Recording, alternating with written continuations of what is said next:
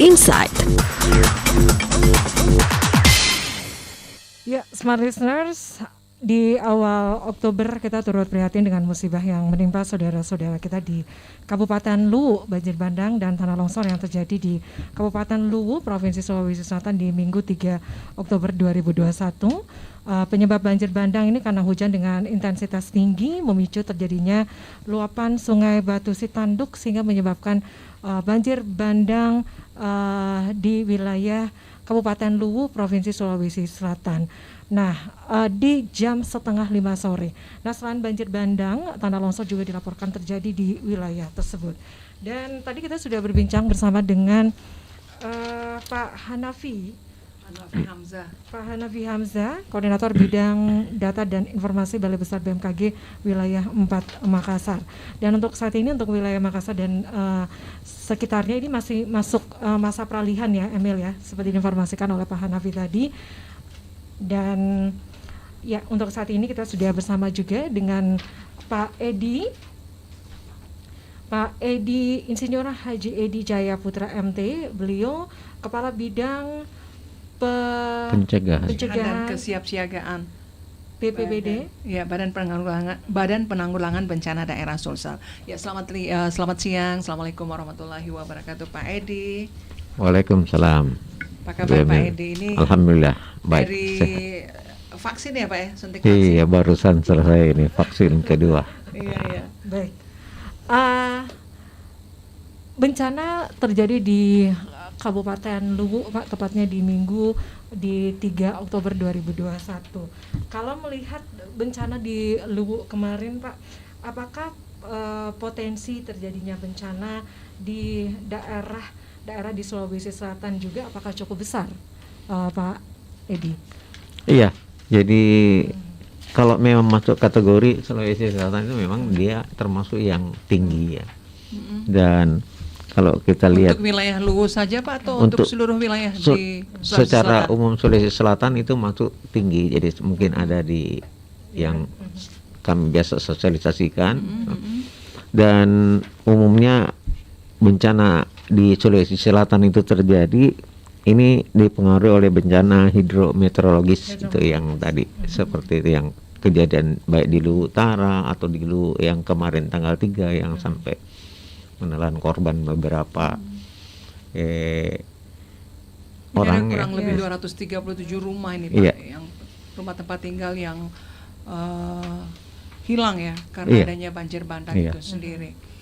Sampai sekuat mana ini yang seperti dimaksud oleh Pak Hanafi tadi, Pak?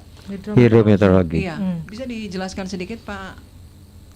Iya, jadi begini secara umum ya, bahwasanya di Sulawesi Selatan itu dipengaruhi bencana hidrometeorologis seperti bencana banjir, tanah longsor, angin kencang, cuaca ekstrim, abrasi pantai ya, dan lainnya yang merupakan bencana geologi berupa gempa bumi dan tsunami.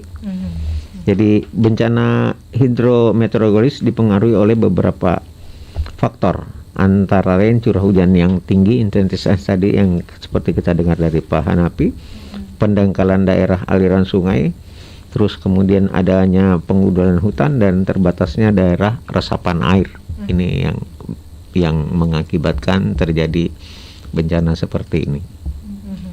Nah, ini kita dengar kabar di Kabupaten Luwu ini yang selalu ada musibah banjir bandang. Ada sudah di tahun 2020 sampai 2021 ada 3 kali kasus ya Pak ya, di Luwu ini. Ini memang daerahnya seperti itu yang tadi daerah resapan airnya sudah berkurang, kemudian adanya terjadi pendangkalan. Memang seperti itu ya? Ya sudah Pak. Seperti itu kalau kita lihat juga di samping yang tadi saya katakan ada pengundulan hutan, terus ada juga pendangkalan daerah aliran sungai dan lain sebagainya yang mengurangi posisi tempat resapan air sehingga bisa terjadi seperti itu. Dan ini sudah 3 kalinya ya kalau nggak salah. Kalau nggak salah sudah 3 kali ini, yang terakhir kemarin hari Minggu yang tanggal 3 Oktober ini. Nah, ini karena terjadinya di Luwu, bagaimana mengantisipasi untuk daerah-daerah lain supaya tidak terjadi seperti keadaan di Luwu? Bagaimana Pak? Jadi seperti ini tadi kita katakan bahwasanya kebetulan saya di bidang pencegahan dan kesiapsiagaan yang setiap saat giat untuk melakukan sosialisasi dalam rangka mitigasi dan sebagainya. Kita lihat. Jadi ada beberapa daerah-daerah yang selalu langganan. Salah satunya ya misalnya seperti Wajo, Luwu juga. Itu banjir sudah kayak rutin selalu. Langganan, Pak. Iya. Nah sekarang jadi mungkin salah satu penekanan kita untuk sosialisasi, karena tidak mungkin kita pindahkan satu masyarakat yang terdampak itu secara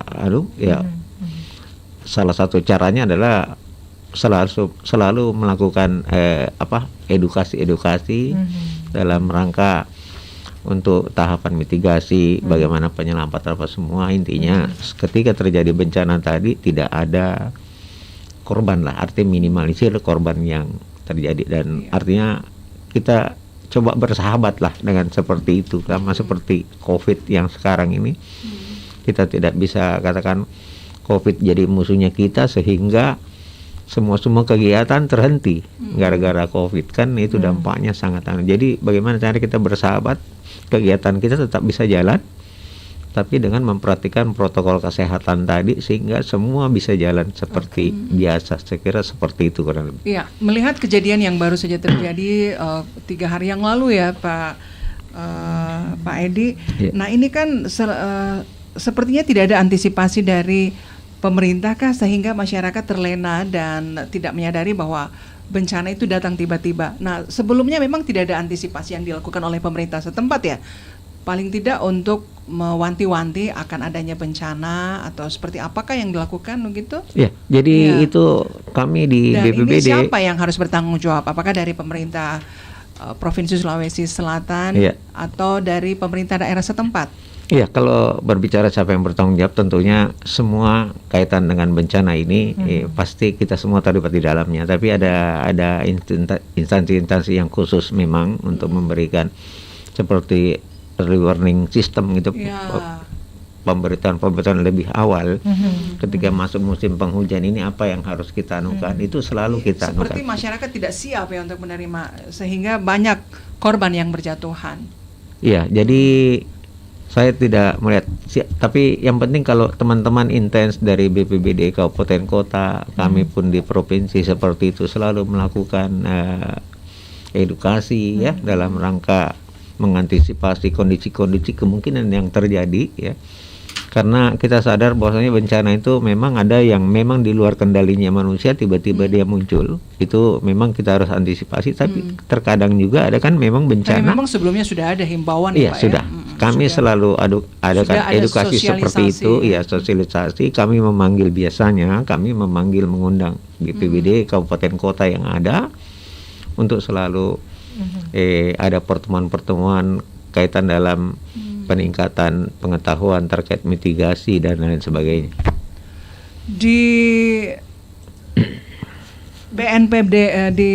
BPBD sendiri ini sudah ada tidak untuk daerah-daerah yang mungkin riskan dengan adanya banjir bandang atau bencana-bencana lain, dan itu daerah-daerah mana lain di daerah mana-mana lagi Pak Edi selain Wajo tadi yang seperti Bapak sampaikan di daerah Luwu? Mungkin untuk daerah bagian selatan bisa disebutkan Pak, karena dari Pak Hanafi sendiri tadi mengatakan bahwa untuk ada beberapa wilayah di kriteria hujan itu di atas normal itu bagian-bagian selatan, dan bagaimana bentuk antisipasi yang harus dilakukan dari BPBD sendiri? Oke, jadi saya anukan dulu. Ini terkait dengan prioritas bencana yang kita tangani ya. Ini ada 7 jenis bencana yang masuk di dalam rencana penanggulangan bencana yang sementara kami buat ini untuk RPB, yaitu yang pertama adalah banjir, kemudian tanah longsor, gempa bumi, kekeringan, angin puting beliung, gelombang ekstrim dan abrasi pantai serta kebakaran hutan. Jadi untuk fokus prioritas penanggulangan bencana di sini, yang pertama adalah penguatan kerangka hukum dan lembaga penanggulangan bencana. Terus pengarus utamaan penanggulangan bencana dalam pembangunan, peningkatan kemitraan multi pihak dalam penanggulangan bencana, Kemudian peningkatan efektivitas pencegahan dan mitigasi bencana, peningkatan kesiapan dan penanganan darurat bencana dan pemulihan bencana, kemudian pemenuhan tata kelola bidang penanggulangan bencana dan pendidikan serta pelatihan terkait dengan penanggulangan bencana. Jadi kalau kita lihat tadi ada zona prioritas, tadi tanya daerah-daerah mana yang rawan apa semua gitu ya. Ini paling tidak supaya tidak terjadi lagi seperti yang terjadi di Kabupaten Luwu, Pak. Jadi ada antisipasi yang dilakukan lah oleh warga. Iya. Jadi kalau kita ini bagi zona prioritas penanggulangan bencana ya untuk banjir atau banjir bandang itu biasanya ada termasuk di Makassar, Wajo, Luwu Utara, Goa, Maros itu. Kemudian kalau untuk gempa bumi atau tsunami itu potensinya ada di Kabupaten Luwu Timur, Luwu Utara, Endrekang dan Pindrang. Sedangkan untuk tanah longsor di sini sendiri termasuk Luwu, Palopo, Toraja. Jadi banjir, di samping banjir juga untuk tanah longsor Luwu masuk kembali. Ada anunya. Kemudian untuk angin puting beliung biasanya terjadi di daerah Baru dan Maros. Kemudian untuk gelombang ekstrim dan abrasi itu di Kabupaten Takalar, Pangkep dan Selayar kalau kita lihat di sini. Kemudian yang keenam ini untuk kekeringan biasa terjadi di Sidrap, Jeneponto dan Wajo. Jadi kalau kita lihat di sini dari beberapa, Wajo itu masuk, kekeringan juga masuk, banjir juga masuk juga. Ya. Jadi ada beberapa yang ini yang ada di dalam kita, insya Allah dalam waktu dekat kita akan terbitkan namanya rencana penanggulangan bencana untuk Sulawesi Selatan tahun 2021-2025. Itu yang setiap 2 tahun kita update. Jadi informasi dari teman-teman BPBD kabupaten kota terkait dengan indeks ketahanan daerahnya, dia melaporkan apa semua dan kondisi-kondisinya, sehingga kita sebagai di sini kita di provinsi sebagai koordinator gitu ya, untuk menganukan dan melanjutkan ke pusat di BNPB gitu info-info. Jadi ini sebagai periode krusial bencana di Sulsel ya, Pak Edi.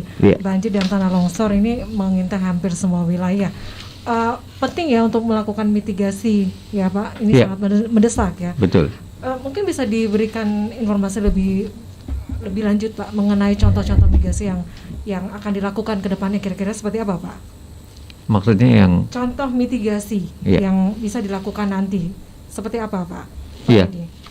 Kalau kami di pencegahan dalam rangka edukasi untuk mitigasi itu kita memberikan pengetahuan kepada masyarakat bagaimana caranya, mungkin kode-kode istilahnya kita ajar dulu ketika akan terjadi bencana atau misalnya kita sudah lihat anunya, salah satunya contoh gitu edukasinya dalam mitigasi, misalnya kalau di daerah-daerah kita pukul-pukul kentongan atau apa semua ya menandakan bahwasanya oh ini ada bencana yang akan datang.